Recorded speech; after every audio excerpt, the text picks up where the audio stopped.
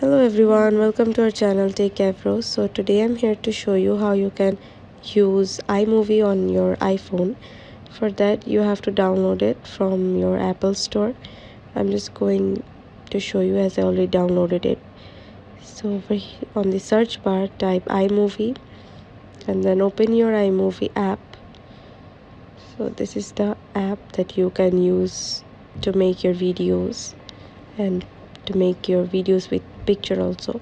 So I'm just going to open it and tap Magic Movie, and then I'm going to choose two picture from here and then tap Create Movie, and then over here tap the play button and then tap edit. So this is how you can use your iMovie on your iPhone. So thanks for watching. Hope this video helps you. Don't forget to subscribe to our channel and don't forget to hit the bell icon button. See you in the next video. Bye bye.